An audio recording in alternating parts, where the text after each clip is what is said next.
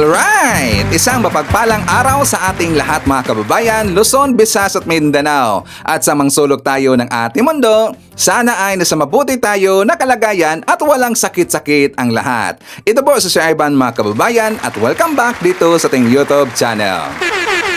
Okay, so mga kababayan ko, kumusta nga pala dyan sa inyo no? Kasi nga dito sa lugar ni Sir Ivan, dito po sa Leyte, medyo hangin-hangin. At saka meron pong ulan mga kababayan. Since kanina pa hong umaga yung ulan, until now. Pero ngayon mga kababayan ko, medyo hindi na ganun kalakas yung ulan. So sana no walang bagyo. Kasi nga kanina mga kababayan ko, merong inirelease na report na Pag-asa na meron daw silang namataan na LPA. At saka itong LPA na to, medyo malakas ng konti mga kababayan ko. So sana hindi to papasok sa Pilipinas kasi kapag merong bagyo mga kababayan ko, alam mo natin mangyayari. 'Di ba? Maraming mapiperwisyo at saka masisira po yung araw natin. Okay? So pray ho tayo na hindi po papasok sa Pilipinas ang LPA mga kababayan. LPA, yung bagyo mga kababayan. Okay? So anyways, I've heard, ito daw si Basti Duterte mga kababayan ko, nagtaray na naman ho. Ano nangyari sa Ivan? Siyempre, nagpanik. Meron kasing i-forward sa atin na video ng ating viewer mga kababayan ko na itong si Basti Duterte, the other day, nagreklamo siya dito sa ginagawang hakbang ni PBBM na pananagutin at saka hinabol niya itong mga corrupt na mga kontraktor at saka yung kasabwat nila ng mga politiko mga kababayan ko, pinapanagot ni PBBM. So sila po ay nagpanik mga kababayan. Yung Duterte camp, nagpanik yan sila. 'Di ba? Klarong-klaro naman talaga eh. Kasi nga maganda ang ginawa ni PBBM. At saka siya lang po dito ang gumawa niyan mga kababayan. Ilan na ho mga presidente ang dumaan. Pero dito lang po sa panahon ni PBBM, hinabol yung mga kontraktor. 'Di ba? Sa panahon po ni Digong mga kababayan ko, kahit isa, may narinig ba tayo na meron siyang hinabol na kontraktor? 'Di ba? Wala. Puro lang kasi drawing. Puro lang kasi panghambog mga kababayan ko yung ginawa ni Digong. 'Di ba? Pananakot lang. Hanggang dyan lang, pananakot lang. Tsaka itong sinabi po ni Basti Duterte mga kababayan ko, 'di ba? Sabi niya na PR lang daw ang ginawa ni PBBM. Press release lang daw. At saka matingga daw 'yan, walang kalalabasan na maganda kasi daw ito daw ay papasok or pupunta doon na ariglo lang mga kababayan. Pananakot lang daw itong ginawa ni PBBM. So dito po sa sinabi ni Basti Duterte mga kababayan ko, yan po'y malaking insulto dito kay Marcoleta. So mamaya may ebidensya ho tayo na ipapakita sa inyo mga kababayan ko at saka dito po sa mga DDS kung bakit malaking insulto yan dito kay Marcoleta. At saka sinampal rin po dito na back to you itong si Basti sa sinabi ni Jinggoy Estrada mga kababayan. Okay? So before tayo dadako doon, dito muna tayo sa awayan ng mga DDS mga kababayan. Kasi nga masyadong uminit eh. Talagang grabe na yung tensyon ng awayan nila mga kababayan. Kasi nga the other day, nagpalusot itong si Harry Roque, in-interview siya doon sa News 5 mga kababayan na hindi daw tungkol sa humba ang kanilang pinag-aawayan. 'Di ba? Gusto talaga ng igiit na hindi humba mga kababayan. Ginawa pa tayong tanga eh.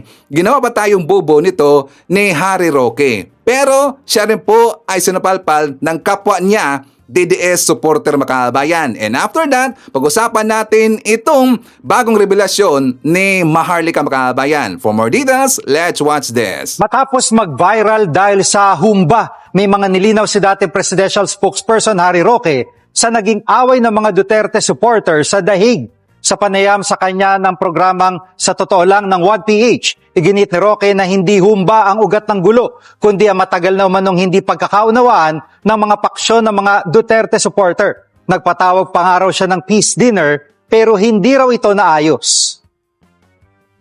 Busog na ako noon, kumuha ko ng tatlong maliliit na pirasong humba para matikman. Sabi ko, Mami, ang sarap-sarap.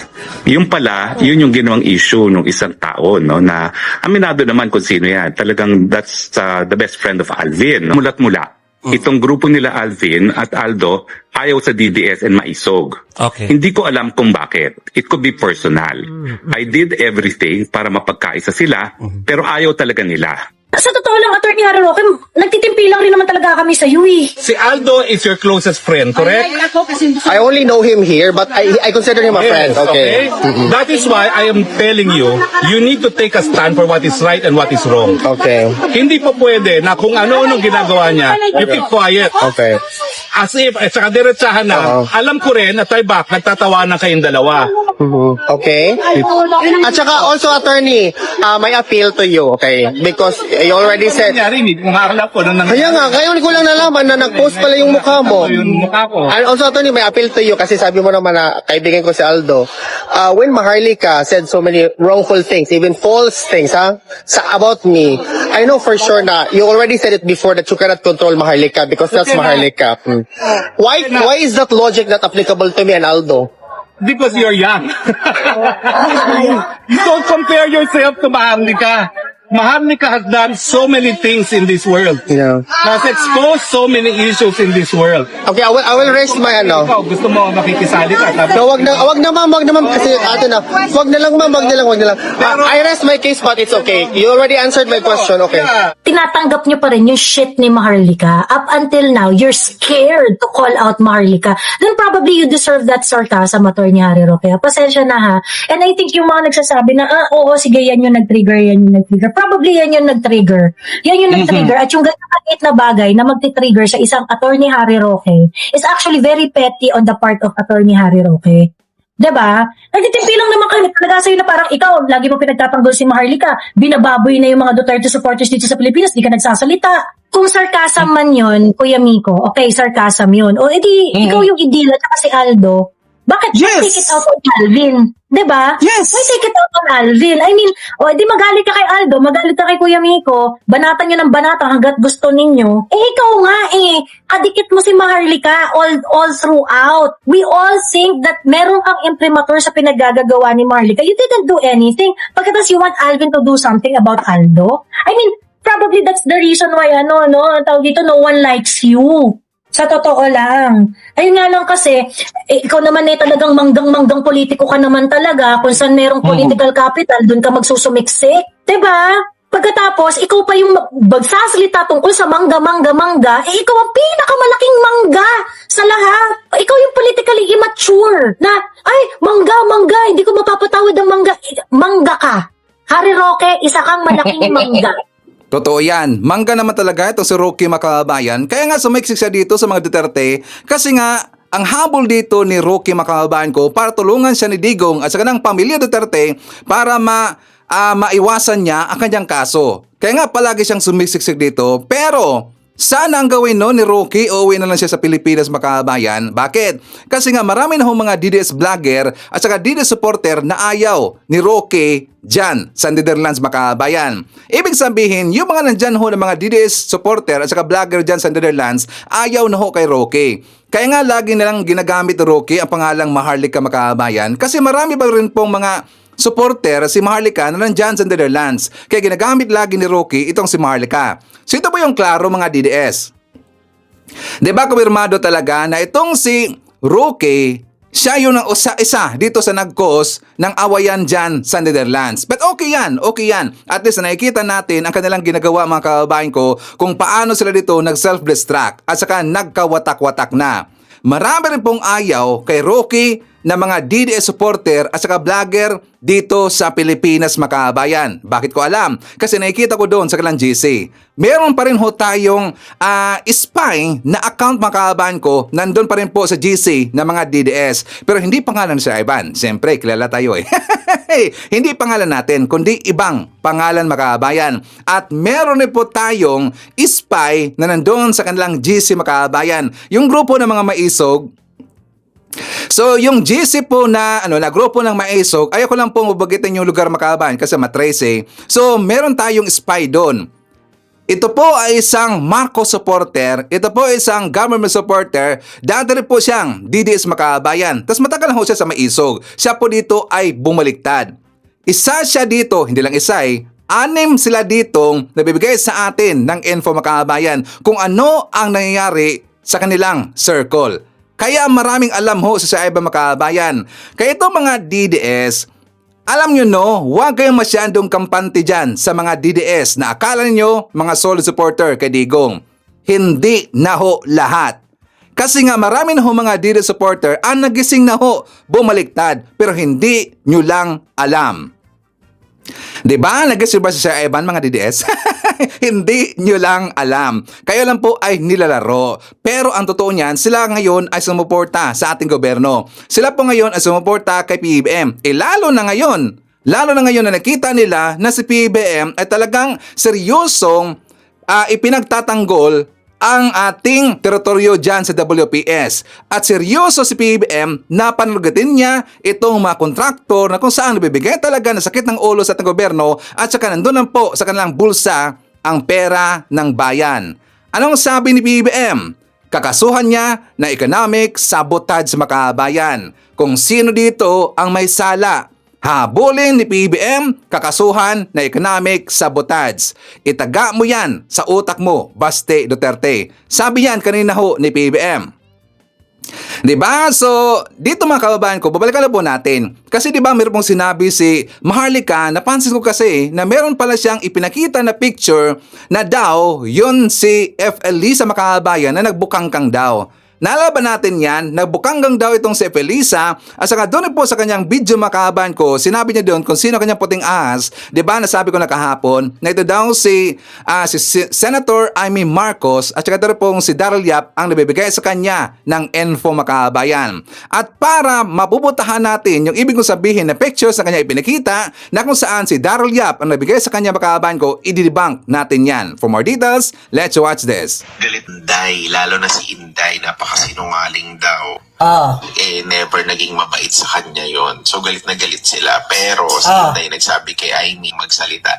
Kasi Bitinin ko muna kayo. Daryl, ikaw ba yung author niyan? Ano to?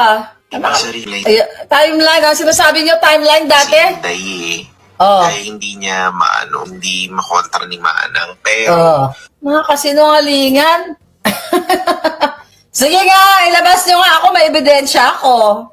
Kasi dapat may konteksto to palangga. Na-record ko na to lahat, hindi nila to mabura. Tigilan niyo nga ako. Mangingi ako kay Amy, excuse me. Di ba? Kung mangingi ako kay Amy, dapat kay Lisa Tanas na lang. Nagbuntot-buntot ako kay Lisa Tanas. Si Daryl Yap. Lisa, ikaw yan, galing kay Daryl yan. Yan ni Lisa. Siya puting ahas. Kaya sabi ko, true ba yan? Ha, kadiri. Ayan, Lisa, puting ahas ko. Si Amy. Tsaka si Daryl, yung pet mo daw yan. Sige nga. Ay, nako. Nag-ask kami ng protected order kasi ayoko ipahamak ang aking mga puting ahas. Pero ito, hindi ko pwede. Pinagbibitangan niyo ako na nangingi ako pera sa inyo. Ito. Si Daryl, galing kay Amy, tsaka kay Daryl Yap yung nakabukaka, si Lisa Tanas. Tang daw ito habang bangag. Lisa, alam mo na ha? Yan, galing na kay Amy tsaka kay Daryl. So nilagyan ko lang po ng red mga kababayan para hindi ma-flag dito sa YouTube. Alam mo natin, basta ganyan kasi na picture, medyo problema ho yan dito sa YouTube mga kababayan. So naalala ba natin, di ba sinabi ho ni Maharlika na yung picture na yan ibinigay daw ni Daryl sa kanya mga kababayan. So yung picture na yan mga kababayan ko na medyo nakahiga na babae at saka hanggang dito lang ho yan ang picture makabayan. Ibig sabihin, nakita po yung kanyang bundok at saka hanggang dito lang po ang picture makabayan. Hindi po lahat. Hindi po lahat. Asya dito yan. Di ba na ipakita na yan Sir Ivan dito noon? Kasi kung maalala nyo, that is 1.5 years na yata yun. If not mistaken, somewhere last year ba yun? Basta I forgot makabayan. The exact date kung kailan ko yan ipinakita sa inyo. Kasi yung picture na yan po yung unang ipinost doon sa Facebook account na nagngalan na Juice Smith makabayan. Nalaban natin yan. Tapos maraming beses ko sinabi sa inyo na ako po yung nagdududa na itong pangalan na Juice Smith na Facebook account, ito si Maharlika. Si Maharlika at saka ang Juice Smith na Facebook account, isa na ito. At hindi talaga nagkamali sa sabi mga kababayan. Kasi diba somewhere December yata yon, nagpakita na ho si Maharlika mismo doon sa Facebook account yung mga kababayan. At siya na ho doon ang nag-live. Ngayon, hindi ko na makita yung account na yon, mukhang yata pinalitan na at saka hindi ko na po alam mga kababayan ko kung ano na ang name ngayon. Basta pinalitan ho ni Hitad or kanya bang itinago kasi maraming mga ebidensya doon na ebidensya na paninira dito kay PBBM, Felisa na below the belt talaga mga kababayan at saka gumawa sila dito ng picture, nagpalabas sila na si Felisa daw yon pero hanggang dito lang po ang picture mga kababayan. bigay daw yon ni Daryl Yap. Nung tinignan ko at saka nung narinig ko ang pangalan mga kababayan ni Daryl Yap, naalala ko, di ba meron pong laging i-feature itong si Daryl Yap sa kanyang vlog mga kababayan na Ben Sentiments yata yan, if I'm not mistaken, makamukha talaga eh. Kung pahigain mo no, yung babae doon, makamukha na talaga eh. Kaya naisip ko mga kababayan, hindi kaya halang ha, mga DDS, kaya lang ha, ito lang ay pagtatanong. Ito lang po ay duda na si Ivan. Hindi ko sinasabi, yun talagang babae na yon. Diba? Hindi kaya na siya yung ginawa na model ni Daryl Yap mga kababayan? Balikan niyo po yung vlog ni Daryl Yap, yung mahilig magmura na babae na medyo maliitan mga kababayan. Kung pahigain yun, may pagkamukha talaga eh. Parang kapare-pare dito makabayan. Siguro lang ha, Didis ha. Hindi ko sinasabi yun talaga yung babae na yon, pero magkamukha lang. Kasi nga sinabi ni Maharlika na ang nabigay daw ng picture sa kanya, ito daw si Daryl Yap makabayan. At meron niya mga tauhan si Daryl Yap na mga artista niya na medyo kahawig-hawig doon sa picture. Kitang-kita yung bundok at saka kita-kita po ng konti yung pipi makabayan. Diba gunggong talaga eh. Itong mga tarantado na to, walang magawa sa buhay makabayan, puro lang paninira, puro lang implanted na mga ebidensya, puro lang fabricated na mga ebidensya, at puro lang tampered ho na mga videos makabayan. Diyan kasi sila kumakapit kasi wala silang maibato na paninira dito kay Felisa at saka kay PBBM makabayan. Wala eh. Puro sila gawa-gawa lang na mga paninira makabayan. So itong si Maharlika sana isukan niya lahat ang mga ginagawa ni Senator Amy Marcos. Kasi nga nakita ko doon sa post na isang loyalista makahabahan ko, si Sir Benjek, kilala ba na si Sir Benjek? Kasi doon po sa kanyang post makahabahan ko, nakita ko doon na siya po ay dismayado. Siya po ay galit na galit, sabi pa nga niya, nalabudol siya kay Senator Amy Marcos makahabayan. Kasi siya po ay isang loyalista. Pero ano ang ginawa ni Amy Marcos dito? Pilit giniba, pilit sinisiraan ang pamilya Marcos makabayan. Dahil ho yan sa insecurity. Kitang-kita naman talaga eh. Walang ibang mga maisip natin makabayan kung ano ba talaga ang dahilan kung bakit ganyan itong si Amy Marcos dito nila kay Felisa at saka kay PBM. Walang iba kundi insecurity yan. Kasi may plano itong si Senator Amy Marcos na gustong maging presidente makabayan. At yan po'y hindi open secret. Anong open secret? Yan po'y hindi sekreto, kundi yan po'y open makabayan. Marami na mga loyalista ang sasabi niyan na ito daw si Senator Amy Marcos, siya po ay nagpaplano na maging isang presidente. Pero hindi ko nakikita sa kanya na qualification or kalidad na maging isang presidente makabayan. Kasi nga doon na po siya lagi dumadapi sa mga Duterte at kapag siya ay magiging presidente siya ng mga Duterte makabayan, hindi sa taong bayan. Katulad po dito kay Sara. Kung si Sara maging presidente yan, presidente lang ho yan dito sa mga Duterte, hindi sa taong bayan. The same rin ho yan dito kay Amy Marcos makabayan. Diba? Correct ba wrong, mga DDS? So dito, punta na ho tayo sa flood control project scam makabayan na kung saan ito kasing si Basti Duterte, siya po ay napuruhan siguro at saka natandog ang kanyang ego makabayan at saka nagpanik. Bakit? Nakikita nila na very visible na ngayon, very visible na ho si PBM kasi noon, di ba lagi sinasabi po ng mga DDS na hindi na nakikita si PBM ng taong bayan. Para sa kanila, hindi nakikita. Bakit? Ibulag sila eh. Diba? Sa majority ng mga Pilipino, kitang-kita si PBM na nagtrabaho lagi araw-araw. Pero sa mga DDS, hindi.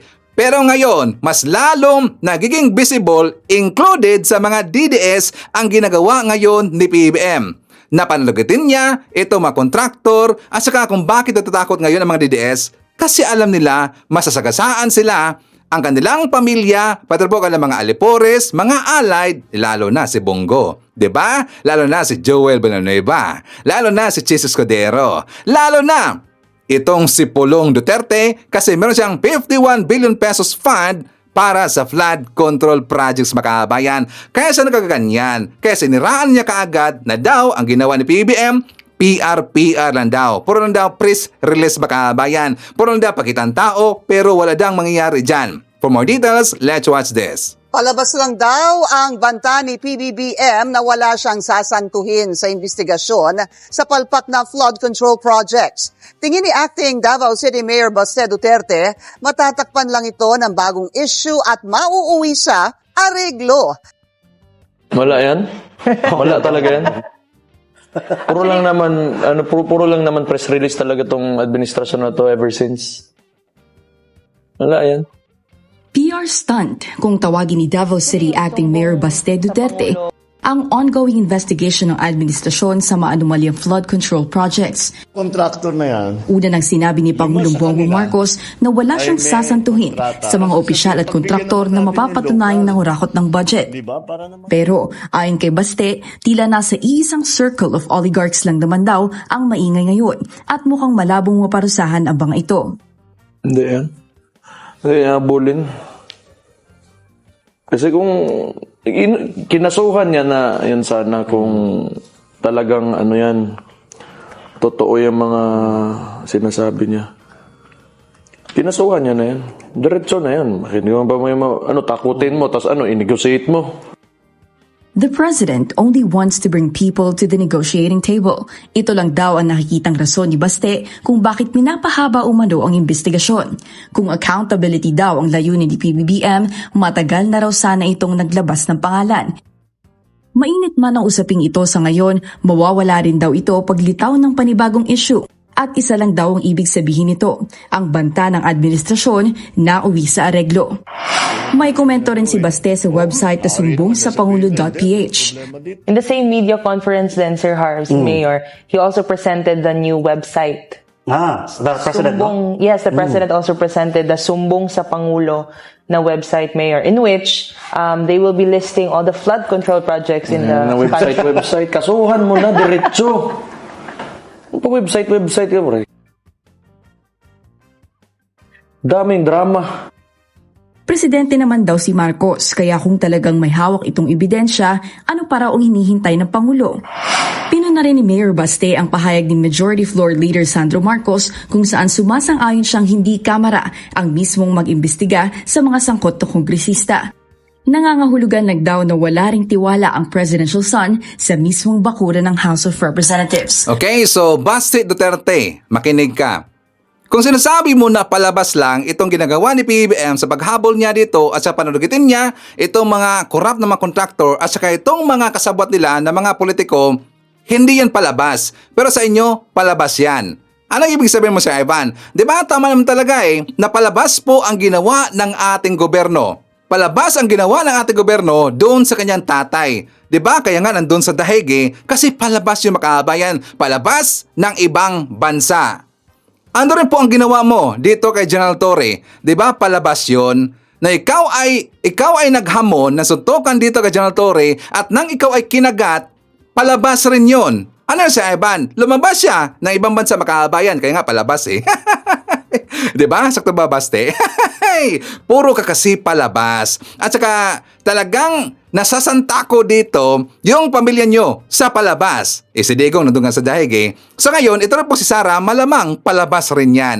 Pati rin po tong si Bato de la Rosa, palabas rin yan. Malapit na. So kung sinasabi nyo na palabas, katulad po sa sinabi nyo doon sa 20 pesos per kilo na bigas na daw hindi daw mangyari makabayan. Anong lagi sinasabi ni Baste Duterte nung narinig niya yung 20 pesos per kilo na bigas sa programa ni PBBM? Diba sinabi na rin po niya noon na palabas na makabayan at hindi na yung mangyayari at saka hindi na to masustentuhan ng gobyerno natin. Pero ano nangyari, Baste? Diba? Hanggang ngayon, nandyan pa rin ho ang 20 pesos per kilo na bigas. And still kicking and still getting stronger. Diba? Ang dami kasing natutulungan ng ating gobyerno sa 20 pesos per kilo na bigas. At yan po'y magtatagal. Siyempre, si PBBM yan Diba? Tingnan yung ginawa ni PBBM dito sa agriculture makabayan. Ang dami hong natuwa ng mga farmers. Ang dami hong mga natuwa ng mga magsasaka, mga fishermen. Bakit? Binura na ang kanilang mga utang. Ibinigay sa kanila ang kanilang lupa makabayan. Binigyan sila ng mga machineries na magagamit nila sa kanilang pagsasaka makabayan. Diba? Meron pong bago na mga bangka at marami pang iba. Napansin nyo ba ang presyo ng bigas Baste Duterte. Hindi niya napansin na bumaba na yung presyo ng bigas mga kabayan. Do you think overnight lang ho yan na ginawa ng ating gobyerno? Do you think Baste Duterte na overnight lang yan ginawa ni PBBM ng ganun lang, in just one stop? Hindi, nag-umpisa ho yan pagkaupo pa lang ni PBBM bilang presidente, trinabaho na ho yan. Pero hindi nyo kasi napansin. 'Di ba? Ang ibig sabihin, ang ginagawa ng ating gobyerno at ni PBBM, pang long term yan. Hindi muna makikita nung una, pero ngayon, unti-unti nang nagbubunga mga kabayan. Correct if I'm wrong, mga DDS. 'Di ba? Kaya nga kayo, siya nga pala, meron ba mga psychologist dito? Napansin nyo ba nagsalita si Baste Duterte mga kabayan na PR lang yan, wala namang makasuhan dyan? Napansin nyo ba ang mukha niya mga kabayan?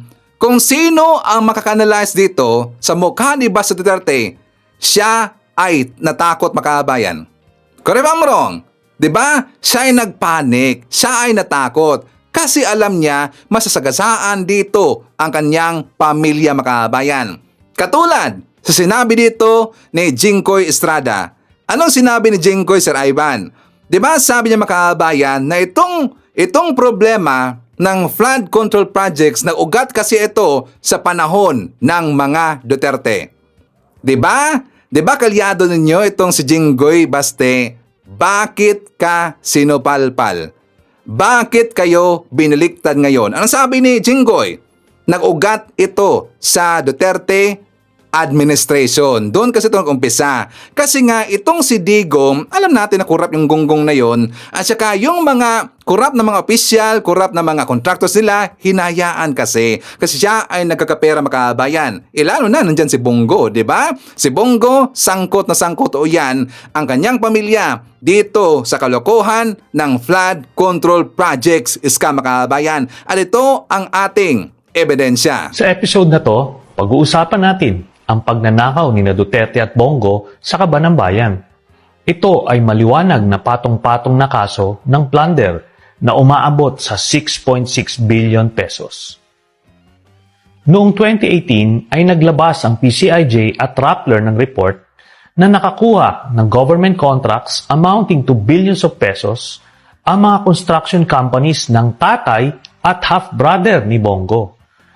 Lahat ng mga projects na to, take note, ay sa Davao Region lang. Dahil dito, nagpasa ako ng Senate Resolution para imbisigahan ito. Humingi ako ng mga dokumento sa DTI at COA para mapag-aralan kung totoong may mga anomalya sa mga transaksyong ito. Ito ang mga nakita ko. Base sa records ng DTI, ang CLTG Builders ay pagmamay-ari ni Mr. Desiderio Lim na tatay ni Bongo. By the way, ang CLTG ay initials din ng buong pangalan ni Bongo na Christopher Lawrence Tesoro Go. Ang Alfredo Builders and Supply naman, ayon din sa DTI, ay pagmamay-ari ni Alfredo Amero Go. Siya ang half-brother naman ni Bongo. Base sa mga COA documents, nakakuha ng 125 projects ang CLTG mula March 25 hanggang May 2018 na umaabot sa 4.89 billion pesos ang halaga. In 2017 alone, nakakuha ng 27 projects ang CLTG worth 3.2 billion pesos. Again, lahat ng projects na ito ay located sa Davao City or Davao Region lamang.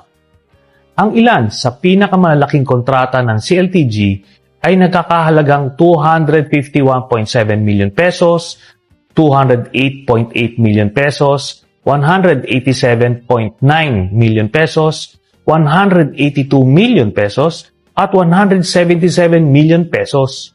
Lahat pang road widening. Ang Alfredo Builders naman, ayon sa COA, ay nakakuha ng 59 projects from June 2007 to July 2018. Amounting to 1.74 billion pesos. In 2018 alone, nakakuha ang Alfredo Builders ng 23 projects amounting to 1.3 billion pesos. At gaya ng CLTG, lahat ng projects ng Alfredo Builders ay located sa Davao City or Davao Region lamang. Ngayon, Baste Duterte, kilala na natin si Trillanes at kapag siya ang makakusa dito, talagang papangalanan niya at meron siya mga kasamang mga ebidensya ho yan. Kaya nga nandun sa dahig ngayon ito si Digong kasi nga dito po sa akusasyon na inilabas ni Trillanes doon kay Digong. Nandun ngayon si Digong sa dahig dahil yan kay Trillanes. At dito, meron mga ebidensyang inilabas si Trillanes dito kay Bongo. Diba, Baste Duterte? Kaya nyo bang gawin? Kaya mo bang gawin ang ginawa ni Trillanes? Kaya mo bang gawin ang ginawa ni PBBM?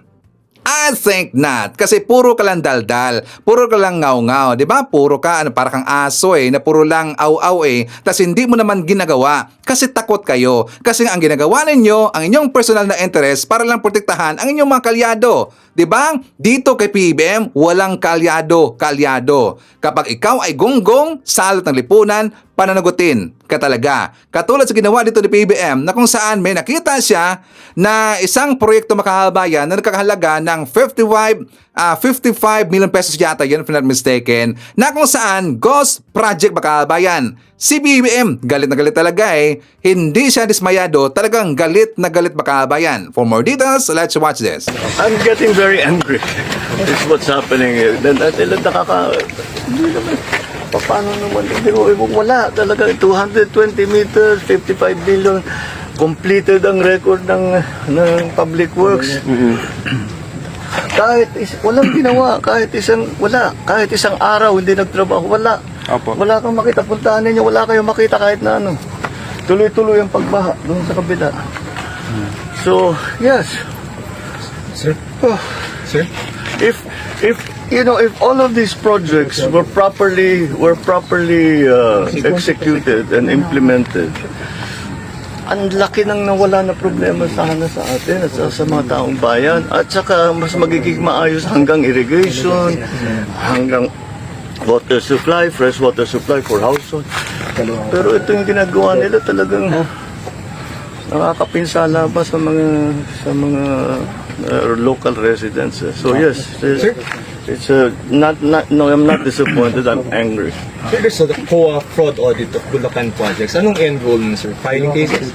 Yes, if need be, of course. As I said, ang trato namin with all of this is, siyempre marami. For example, falsification na ito. Yung ganito, dahil nag-report sila na completed. Hindi, kitang-kita naman na hindi completed. So immediately, that's a falsification. So that's already a very big violation. And for the big ones, talagang I'm thinking very hard to pipilahan natin sila na economic sabotage. Because economic sabotage is very clearly tignan natin yung utang ng gobyerno ng Pilipinas, ng Republika, ay mababawasan kung naging maayos lahat itong kasi ngayon babalikan na natin ngayon to, saan napunta yung pera, hahabulin natin, kakasuhan natin sila, how long will that take? Hindi ba? In the meantime, we have to actually still build the flood control project. Sir, nationwide yung filing, no? I'm sorry? Nationwide po yung filing ng cases if need be.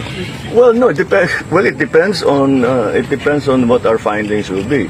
So there's a legal team working on that, but in the meantime, we are continuing to go through the records of Public Works and all the big contractors to see kung tumutugma yung kanilang report doon sa mga sinusumbong sa atin ng taong bayan. So that's why I encourage, napaka-useful, napaka-malaking bagay at napapakinabangan namin ng husto yung inyong pagsulat sa amin, pagsumbong, padalhan nyo kami ng picture, padalhan nyo kami ng video para alam namin kung ano yung sitwasyon dun sa inyo. Pupuntahan natin, kung hindi ako makapunta, pupuntahan ng mga engineer natin para makapag-report sila sa atin na mabuti. At nalaman talaga natin kung ano nangyari sa pondo, sino nagwaldas ng pondo, paano nangyari yun na ibigay yung kontrata dun sa mga ganyang klaseng kontratista. So that's what we're going to do. Kung galing kami sa isang barangay, Sulipan, medyo bukid din sir yung may flood control. Hindi ba medyo weird na mga nasa bukid din yung mga flood control? Nasa? Bukid. Well, maraming Parang hindi naman kailangan. Kahit sa design. Maraming style yan eh. Number one, yung sasabihin nila, gagawin nila na napakataas ang specifications. Sasabihin, kailangan ibaon yung pilings ng 8 meters. Sasabihin, dahil malaki ang tubig. Hindi naman totoo. Hindi naman malaki ang tubig doon. Hindi naman kailangan magkaroon ng flood control doon o maliit lang yung flood control. So, ang gagawin nila yung tama. Pero, ang charge nila sa gobyerno, malalim. So, isa yun. Yung ganito, ghost project, kahit na nakakompleto, etc. report nila sa public works, kompleto, walang ginawa. Maraming teknik eh. Tapos siyempre, nakita ninyo dun sa kabilang bayan. Tama, yung simento, nipis-nipis. Okay, so ayan no, klarong-klarong sinabi ni PBBM na kanyang kakasuhan po ng falsification of documents and also economic sabotage sa makabayan. Yari ang mga kontraktor. Malamang mga kulong ito siguro mga 40 to 50 years or baga lifetime imprisonment makabayan. Sana lifetime eh. Sana igarote. Diba? Magunggong ang mga yan eh. So yan ho, klaro, base Duterte. Nagawa ba yan ng tatay mo? Hindi. At saka ipaalala ko sa'yo, naalala nyo ba yung kanilang ahensyang binuo ni Digong na PACC Makabayan, yung Presidential Anti-Corruption Commission? Diba yun po'y pinamunuan po ni Greco Bilica, if not mistaken, si Bilica Makabayan. Binuo yung ahensya na yon para sugpuin ang korupsyon sa ating gobyerno, para habulin yung mga korap na mga opisyal sa ating gobyerno. May nagawa ba ang PACC Makabayan kahit isa? Sige nga, DDS, sa challenge yo, anong nagawa sa PACC? Tas galit na galit pa kayo na yan ay inabolis ni PBBM. Bakit siya, Ivan? Kasi redundant eh. Ang function kasi ng PACC, nandyan na ho yan sa Office of the President na humabol sa mga korap. Nandyan na rin po yan sa Ombudsman Makabayan. Nandyan rin po yan sa Executive Secretary Office yata, if not mistaken. Basta tatlo po ang function dyan na exist ni Makabayan, binuo nila ang PACC. Bakit kasi, Ivan, binuo yun ni Digong? Eh syempre, para takpan yun ang mga totoong nangyari na korupsyon na dyan sa gobyerno natin sa panahon ni Digong. Yun lang kasi ay shield, Makabayan. Pakita lang ho yun. Yun lang po ay PR. Di ba? Basta PR lang ho yun. Di ba? Kaya nga i-challenge natin ang mga DDS, ano ba ang nagawa ng PACC? Di ba wala? Sayang lang ang budget doon. Ang function ng PACC, nandyan na ho yan sa ibang ahensya. Kasi nga di ba under po sa Office of the President, yung PACC Makabayan, inabulis ni PBBM kasi walang kwenta yan. Meron na hong function dyan sa ibang ahensya natin. Okay? So mga kababayan ko, siya nga pala, before tayo mapapatuloy, no, i-acknowledge muna natin. Siyempre, yung mga viewers natin na maraming na-comment dyan sa baba sa ating comment section. Ang ating top 5 commenters. Okay, so nandyan sa ating listahan si Sampagita. Meron siyang 32 na mga comments. Nandyan rin si Annette Allegri. Meron siyang 12 na mga comments. Ramil Roasa. Mayroon siyang 10 na mga comments. Nandyan rin si Melvin Baltero. Mayroon siyang 9 na mga comments. And Moonflower. Mayroon siyang 6 lahat na mga comments. Okay, so thank you so much. And also, syempre, i-greet natin ating mga suki, mga early birds. Yun ang una sa pag-comment dyan sa baba sa ating comment section. Nandyan sila si End Times Rapture. Shoutout natin si RN MSN 2006 from Los Angeles. Nandyan rin si Munez Borromeo, Maricruz Hernandez from North Carolina, USA. Emmy Mapalad. Nandyan rin si Merna Fernandez from Madrid, Spain. Hi to Moonflower, Jocelyn Flores, Mila Valdez, Lozana Narpio. Hi to Arcadio Fortaleza from San Diego. Nandyan rin kasama natin si Tess Faraon, Ninita Umale, Abby Smith from Pampanga. Nandyan rin si Alan Lumagi, he's watching from Pampanga. Nandyan rin si Jesse Kim. Hi to Leth Logto. I-shoutout natin si Sir Jaime Garcia. Nandyan rin si Derek Erwina Argilies and Derek William Mayo. Siyempre kasama rin po natin. Nandyan si Melinda Sarmiento and Florfie Gumapak. And also, siyempre hindi rin kakalimutan. I-shoutout natin ating mga pinalangga na mga legends, ang mga senior citizens. Hello po, kumusta ang lahat? And also, i-greet natin ng happy birthday ang lahat ng mga viewers na nag-birthday ngayong araw. Happy birthday!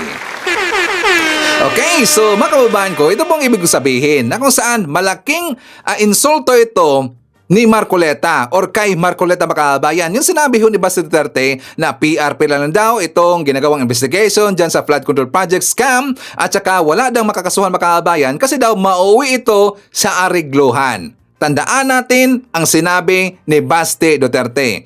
Ito'y malaking insulto kay Marcoleta. Bakit si Ivan? Hindi na nga madrawing-drawing yung mukha ni Marcoleta doon sa Senado mga kababayan.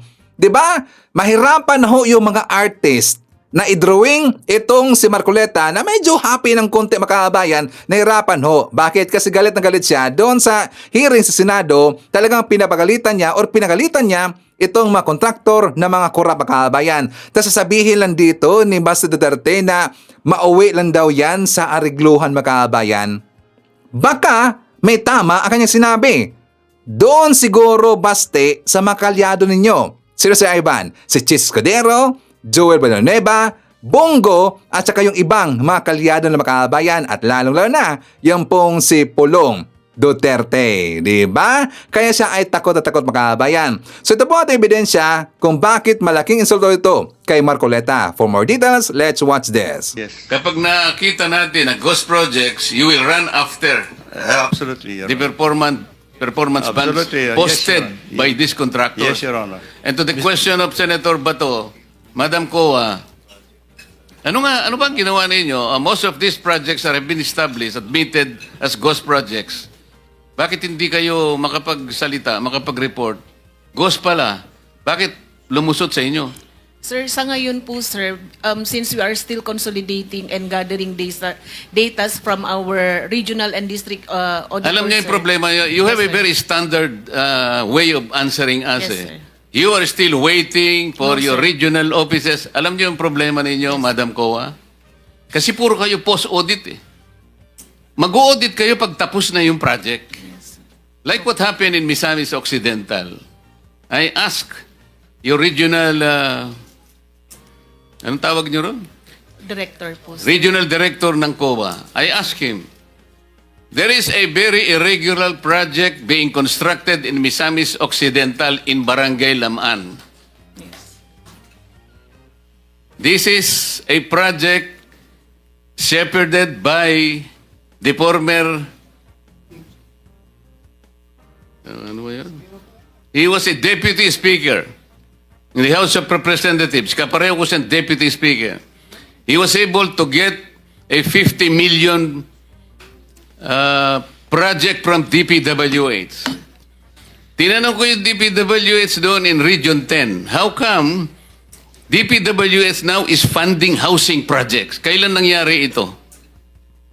And then when I asked him, yung baka akong pagtatayuan ng lupa ng housing project na yan, costing 50 million pesos. By the way, Mr. Secretary, yung contractor doon ay itong Alpha and Omega General Contractor and Development Corporation, one of the 15 contractors identified by the President.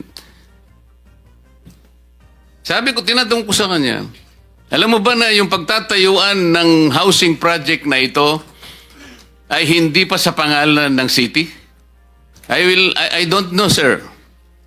Bakit hindi mo alam? Eh kasi po, mag-audit lang po kami pagkatapos ng project. Saan ka naman nakakitang?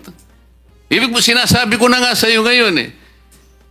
The City of Lamaan, the local government's LG unit at that time succeeded in getting a writ of possession.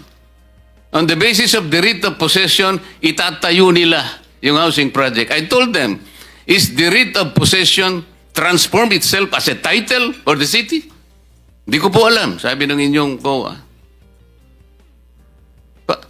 Pag natapos ang project na ito, kanino kakuha ang project na ito? Hindi ko po alam. Ito po yung nangyayari ngayon eh. Ito na naman pong Alpha and Omega General Contractors and Development. Ginamit lang po yung lisensya niya, Mr. Secretary. Alam mo niyo kung sino yung gumawa doon? Yung mismong gobernador ngayon na mayroong isang construction company. I hope he is listening. At sasabihin ko sa kanya ngayon, hindi pa ako tapos sa'yo. Mr. Chairman. Mr. Chairman. Let me continue with the... Mr. Chairman. Mr. Chairman, Mr. Chair, you still have the floor, Mr. Chair. Just a clarification, Mr. Chairman, kasi taga Region 10 ako. Yes, sir. So, Sabihin hindi ko lang naman ito taga na- Bukidnon yun, Mr. Chairman. Hindi Bukidnon yun. Yung... Yung project na yun ay hindi sa Bukidnon. Misamis Occidental ito eh. Misamis. Laman, Laman. Okay. O malayo yung Bukidnon. Thank you for the Senator. clarification, sir. Mr. Chairman, connected to Senator Soto, okay ka na? Tapos ka na po kayo? Kasi kayo yung mga may priority mo na magtanong. And then, Senator Villanueva, wala na siya rito. Senator De La Rosa, okay ka na? And then, now, I will pwede ba? I'm not yet through, Mr. Chair. Only one question. Nasa akin pa yung floor, Mr. Chair. Paano mo nalaman sa iyo pa ang floor? Pare sila singit na singit eh. Pinasisingit mo kasi. Wag ka na magpasingit. You continue. Okay, thank you, Mr. Chair. Okay, Mr. Secretary. Once proven that these are ghost projects, what action are you going to take? We will file all the necessary charges, Your Honor. And ghost projects, actually, sabi ko nga, anybody who is involved in the implementation of that kind of a project has to be answerable. Your Pagkatapos na mawala yung pera natin, nawala yung pera ng gobyerno. Well, unfortunately, Your Honor, this is... Ito bang mga these municipalities that have mentioned, nabayaran na ba yung itong Wawaw Builders? Bayad na ba? Please check your yung mga projects na na-complete, yung mga projects that have been filed, palagay ko na nabayaran na po lahat to. So, Except when will for- we expect your investigation to finish?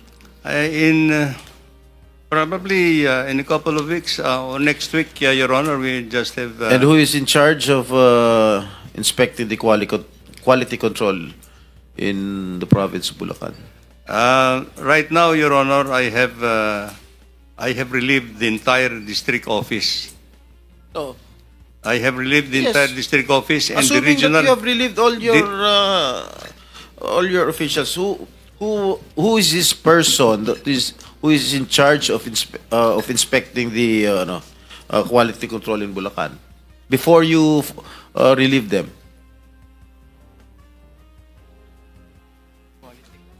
In the district office, Your Honor. In charge nga doon sa quality control ng Bulacan. I don't know.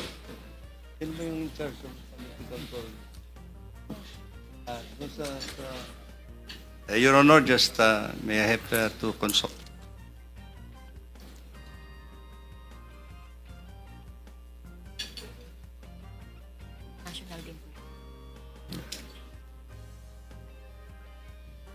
Ano first name nito?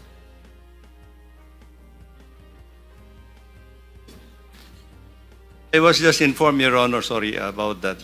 But the person who is supposed to undertake quality control in the district is Norberto Santos, Your Honor. Okay, Mr. Chair, would like to I move that we invite this person in our next Noted. Okay. I'm done, Mr. Chair.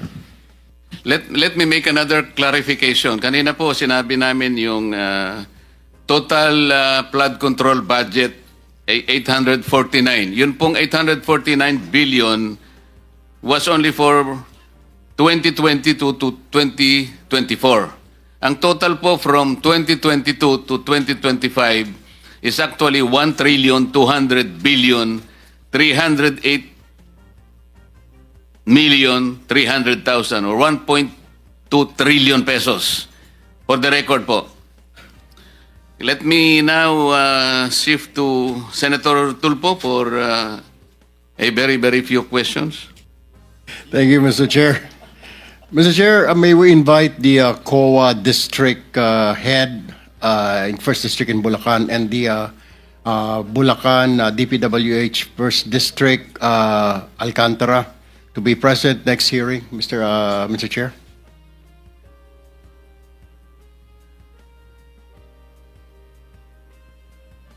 Mr. Chair, can we invite the COA First District of Bulacan and the District Engineer, First District, Alcantara, to... for Certainly. next hearing? Director General, please take note of the request. All right. Now let me direct my question to the Department of Public Works and Highways. Mr. Secretary, based on the list released by the President, there are top provinces with flood control projects. Okay? Pero they're not on top of the list na flood-prone area. Like Cebu with 414 flood control project, Isabela 341, Albay 273, Leyte 262, Camarines Sur 252. Tinitignan ko po itong listahan. Wala po sila dito sa top 10 flood-prone province. Ang number 1 po dyan, Pampanga, Nueva Ecija, Pangasinan, Tarlac, Bulacan, Metro Manila, Maguindanao, North Cotabato, Oriental Mindoro, Ilocos Norte. Ang tanong ko po, Mr. Secretary, ano po sinunod ho natin dito? Yung hazard mapping po ba? O sinunod natin yung politiko kung saan niya gustong ilagay yung pondo niya? Mr. Secretary. Your Honor, as I have explained, actually po, yung paglalagay po ng projects, ng flood control projects, under the National Expenditure Program po ito, no? Under the National Expenditure Program, meron po kasing allocation for each engineering district. Allocation po. And then, if you say there is a 1 billion allocation for a engineering district, ang policy po namin dito is 70% of that should go to the core program of the department, which is National Road Program Management and bridges, and of course flood control projects. So, ito po yung core program ng department. So at the end, these are prioritized. And 70% of the 1 billion, as I said, 1 billion, theoretical 1 billion, can be allocated for local infrastructure. So in the allocation of that 70%, it's all up to the priorities in that district where to put the allocations, either in roads or flood control, Mr. Chairman.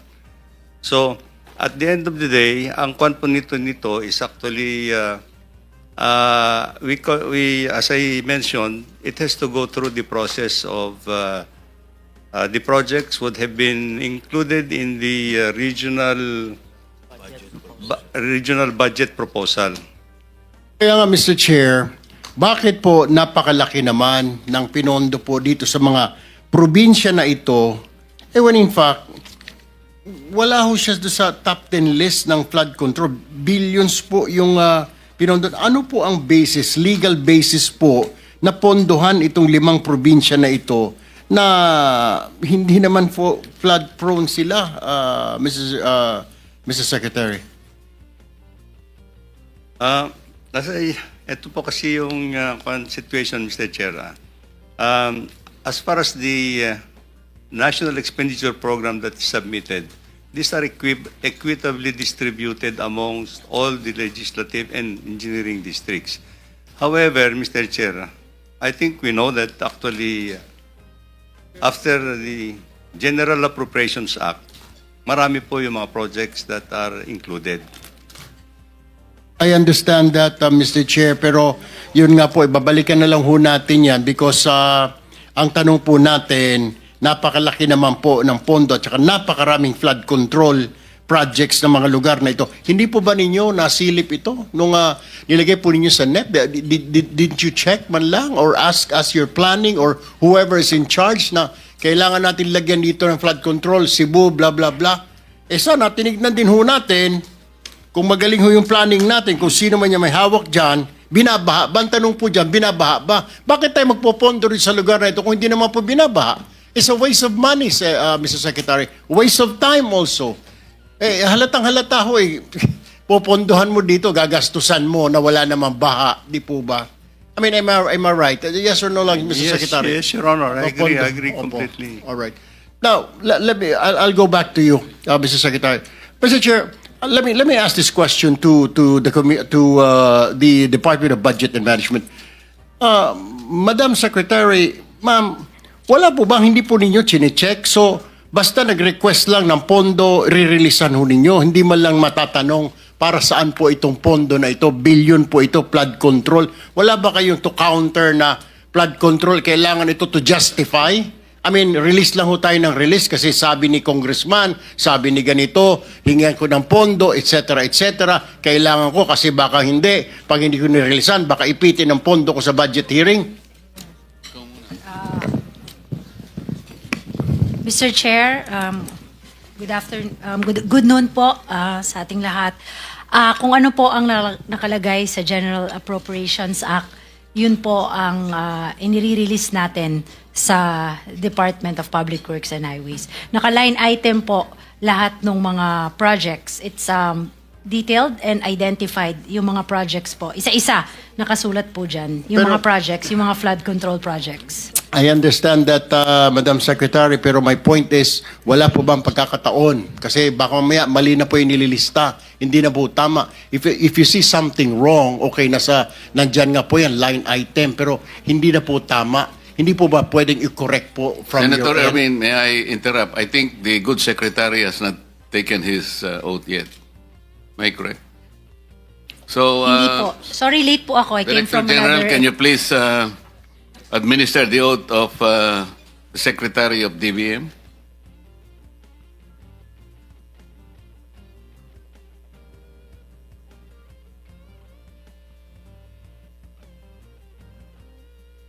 Truth and nothing but the truth in this proceeding. Proceed, Senator Erwin. Yeah, my question here is, Mr. Chair, para kay Madam Secretary, is like, tama ho, I mean, nasa line item, etc., kailangan ninyong ponduhan yan, pero hindi po ba medyo questionin man lang na nakakaduda na po dahil, teka muna, masyadong malaki ito, bobonduhan natin ito na wala namang baha dito, or at least kahit na to check lang po, counter check na baka wala po kaming tao na kayang mag-check isa-isa ng mga projects na pinopropose ng DPWH But po. do you have the mandate to do that? Wala din po eh. Yun ang sabihin mo. Wala rin po, opo. Wala po. Okay. Okay. Now, let me move to the Commission on Audit naman. Ito pong can you identify contractors is a commissioner with repeat adverse audit finding who still continue to receive new projects? Meron po ba kayo listahan na itong contractor ito blacklisted, itong contractor na ito substandard? Meron kayo? Wala. Sir, meron po kaming ongoing list, sir. Pero as to yung mga blacklisted contractors po, manggagaling po kay DP. Pero meron na din po kaming parang database, sir, na ginagawa po ngayon. And yung data po ngayon ay nasa 2022 to 2024 na po, sir. Alright. Balikan ko po si Secretary Bonoan. Mr. Chair, Mr. Secretary, ano po, wala po kayong list. Kagaya po nasabi ni Senator Raffy kanina na isa lang po ang kuan, pero lahat pumasa, isa lang ang blacklist nyo. Of this 15, lahat po ito good performance so ito since 2022. Lahat po nagawa nila, nakumpleto nila yung project. As far as our monitoring records are concerned, Mr. Chair, this is completed naman yung sa records namin, no? Completed. As far as the central office records are concerned, actually, I'm not saying that in the field this could be a different story, but actually in our monitoring records in the department, they are completed because completed po lahat yung records, completed po. Completed, pero what I'm saying is like hindi nyo sigurado sa inyo sa main office, lalo na yung office mo, kung yung proyekto kagaya na pinakita ni Chair Marcoleta kanina, yung wasak o durog na tulay or whatever it is, yung embankment, hindi ho ninyo mamamonitor yan? Kasi Hindi. Because so pwede kayong dayain ng mga tao ninyo sa region, sa district, pwedeng magsinungaling at sasabihin, Secretary, tapos na po ito. So wala kayong way to find out na yung project na yon completed at hindi substandard? Wala pong ganon? Well, we rely actually on the data that is fed to us actually at the central office, Your Honor, at that point in time. No? But, This data, Mr. Secretary, you're just relying sa mga tao ninyo sa field, sa district engineer, Yes, Your sa Honor. regional director. Tama po? Tama po. So, ang ibig niyo pong sabihin, yung dadaan ng kontrol ay pupunta ako sa probinsya ngayon. Hindi ko sigurado kung safe po ba yun, talagang matibay ba yun because you're just relying. Paano kung substandard po yung tulay? Kagaya po nang nangyari sa Kabagan, Isabela. Paano po yun? How? How will you know? How will I know? Na driver mo, kasama ko, pamilya ko. Mag-out of town kami, long weekend pa naman next week, this Thursday. Paano pala, kung substandard pala ho yung tulay na yun? Let's not talk about flood control muna. Let's talk about these projects. Kung hindi po ninyo monitor at umaasa lang kayo sa mga tao ninyo, how are we going, ika nga, masasabi natin na safe yung kalsada na yan, safe yung tulay na yan? Kung umaasa lang po kayo sa report ng district engineer, project engineer, regional director, may kutsabahan ho yan eh. Let's face it, alam nyo naman ho, may kutsabahan. Tama po ba? With your RD, DE, project engineer, at saka contractor, may kutsabahan na yan, Mr. Secretary. Your Honor, I think your premise is correct. That I think at the central office, even me, I would just have to rely on the authenticity of the reports that come to me actually from the field offices, you know, all over the country. Okay. So until such time that there's a report, there is a report that will come to me that hindi tama, then that's the time that I have to have an action on it, Your Honor. My last question, Mr. Secretary, to give way to to our colleagues here. Mr. Secretary, alam niyo, namomonitor niyo ho ba na karamihan sa mga RD ninyo at district engineer ay mga kontratista din? May mga construction company? That they have construction firms? Hindi po. This is one thing that I want to unearth actually in this process, Your Honor. Hindi niyo na rin ba narinig yung in-house construction, Mr. Secretary? Kami na lang gagawa, kagaya po na nangyari sa akuan. Kami nang gagawa, ako nang gagawa dahil ako district engineer. Kasi may construction company. Hindi niyo rin po naririnig yung in-house construction na yan? You are asking whether Yes. there are district engineers who are contractors? Yes. Will you not also ask how many congressmen are contractors? Mamaya pa yan sa second round, Mr. Chair. Dito muna sa second round yung tatanungin ko. Yes. Go ahead, Mr. Secretary. Well, I cannot ascertain anything, but I think honestly I have heard of this. Ang huli na lang, I'm sorry, Mr. Chair, I lied to you. Na meron po ba kayong mga lifestyle check? Kahit in your lang sa office ninyo na baka yung mga undersecretary natin, 5 yung bahay dyan sa Corinthians, yung ilang USEC natin, may mga eroplano, may mga yate. May ganun ho ba? Wala rin. Your Honor. Wala rin. Okay. Kasi sir, sabi for now, kay kami nag-uusap-usap dito, sa DPWH mo makikita ang pinakamayaman na opisyal sa ating bayan. The Department of Public Works. Dati po, Bureau of Customs. Ngayon, Department of Public Works and Highways na.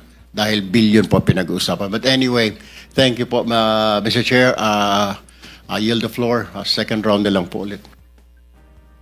Sandali lang po ito, ano? Bago ko makalimutan, Madam Secretary of the DBM, will you be able to submit to this committee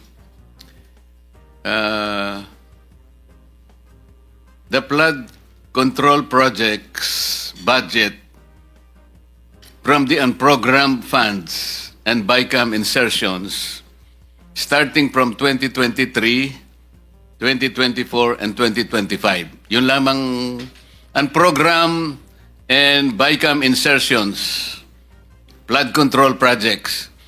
Kasi po, kaya gusto naming emphasize ito, mas malaki po yung kinikita ng politiko dito sa unprogrammed and insertions. Bigyan ko na po kayo ng example. Yung politiko, sabi po sa report, initial report, pagka ganito yung tipo ng project, 30% siya. Yung bidding back and losing bidders, inaayos po yan That's 5%. project implementation, andyan na yung DE, at saka yung kakunsaba, quality control, 5%.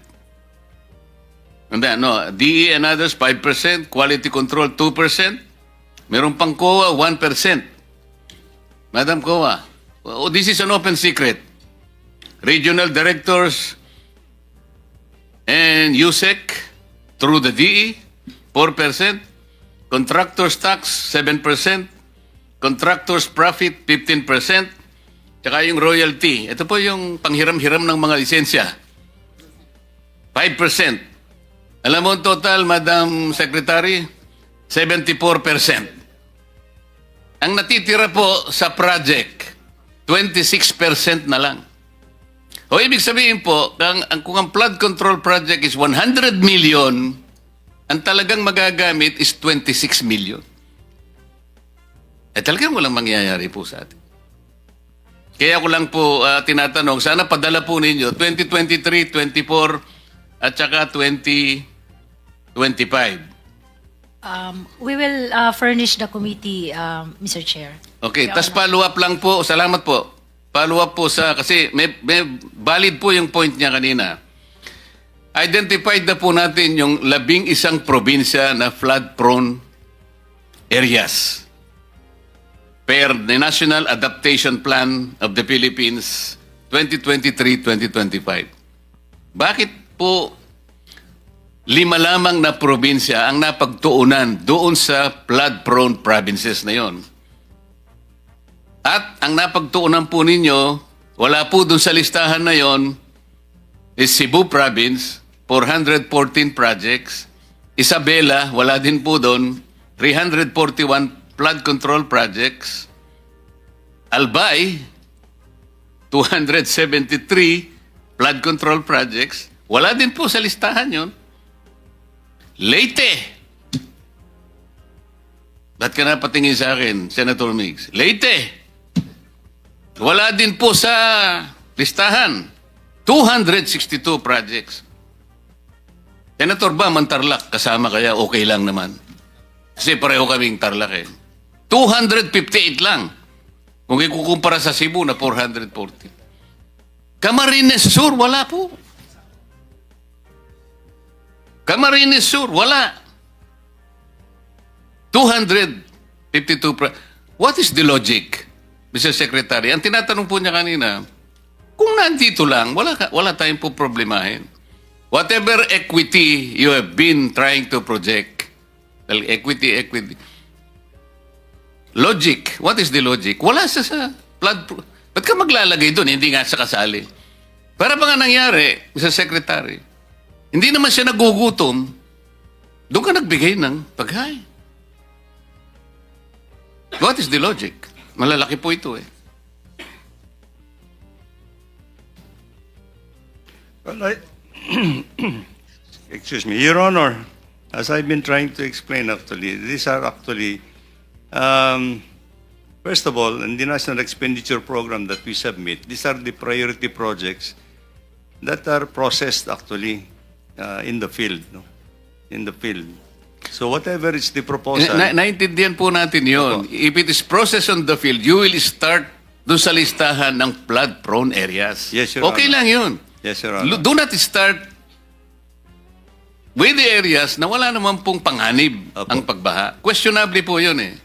So dito po makikita talaga yung talagang walang coordination. Kahit ang natutupad na lang talaga rito yung mamaya sasabihin mo kung sino-sino because you have to name names. Sabi mo kanina, ikaw ang nagpanukala nito. So I will ask you to name names later on. O, diba? Sabi ko nga sa inyo na hindi na humadrawing ang mukha ni Marcoleta sa pag-imbestiga niya dyan sa flood control projects Makabayan. Tapos sabihin na dito ni Masti na pakita lang daw, PR na Makabayan, tapos wala daw mangyayari. Diba? Malaking sampal yan dito kay Marcoleta. So anyways mga kababayan ko, isa rin natin, kasama rin natin, nandyan si Melenda Sarmiento. Hi to Belinda Dizon, Martina Cabello, Armando Kaluwing. Nandyan rin si Rose Guevara, Gladelia Bonita, Tess Chi. Isyatat natin si Anit Alegring. Hi to Brian Baltasar, Danilo, Aurora David, Emily Basog, and hi to Joseph Bitog. Nandyan rin si Elizabeth Baculcol, Haitsu Evangelista Villanueva, nandyan rin si Ashen, Shirley Risman, Tony De Los Reyes, Paterno Bindana, Haitsu MCB, nandyan rin si ME, Haitsu Benjamin Maypay, Marilyn Digma, Iris Casino, Gemma Camarines, Gina G, Ferdy Santos, Maria Corarm, and Haitsu Anita Lomboy. Sakto ba yan, Corarm? Diba? Sorry kung C-O-R-A-R-M kasi. So, Corarm. Corarm. Okay? So, anyways, makabahan ko, yan natin manakalap ng mga balita ngayong araw. Kung nakaabot ka po sa portion na to, sana nakapag-like na ho tayo. Libre po mag-share. Libre din mag-subscribe. Again, maraming salamat sa mga viewers na hindi nag-skip ng ating mga commercials. Thank you. Thank you so much. At before natin tatapusin ating programa ngayong araw, sana sabayan nyo sa Sir Ivan para sa ating live messaging prayer. Panginoon, naway samahan mo po akong lumakad. Gabayan ako sa lahat ng katotohanan. At bigyan mo po ako ng lakas sa aking kahinaan, pag-asa sa aking pagkabigo, at kagalakan sa aking pasakit. Ano man ang mangyari sa buhay, mangyaring hayaan akong maunawaan ang iyong mga intensyon sa likod nito. Hindi sisihin o mamaliing intindihin ka, at maniwala na dapat mayroong iyong perpektong plano sa likod nito.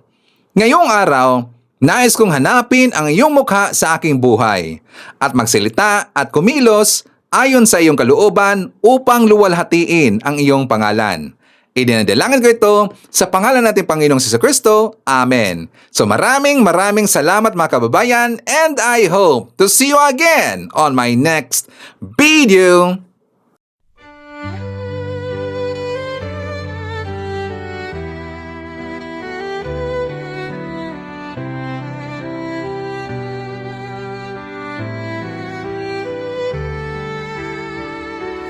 Bawat hakbang, tinik ang iyong daan. Sa sariling bayan, ika'y hinusgahan. Ika'y siniraan ng ganit sa kapangyarihan. Agilang nagnakaw ng pera ng taong bayan. Pinapasan mong lahat ng dusa. Matatag ka, hindi gaya ng iba. Ngunit kahit sugatan, kahit lumuluha,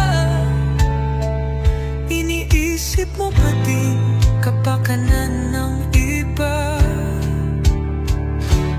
Bongbong, hindi ka kailanman iiwan.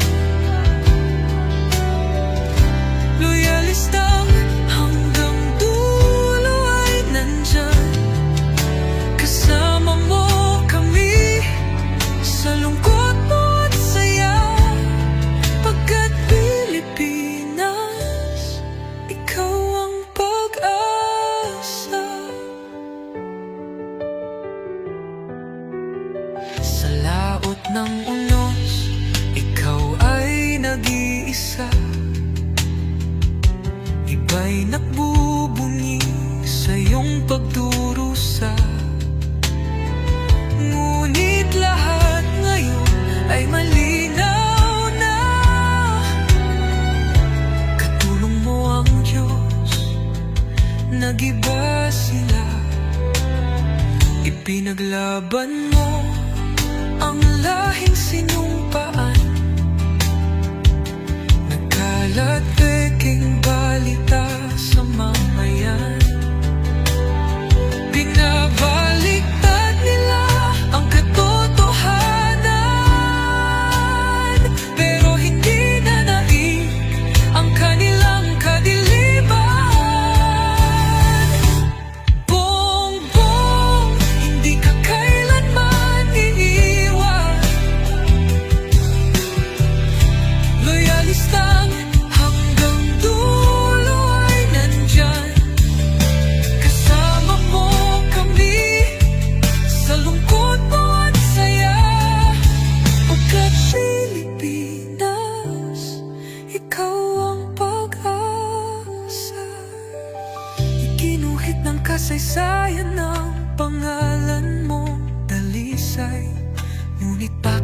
Nananais kang burahin at si Apolacay. Sa iyong mga mata, may luha ng matinding pagdurusa. Ngunit sa puso mo, bayan pa din ang inuuna. Bongbong, hindi ka kailanman iiwan. Loyalista hanggang dulo ay nandyan. Kasama mo kami sa lungkot mo at saya. Pagka-Pilipinas, ikaw ang pag-asa. Bawat hakbang, tinik ang iyong daan.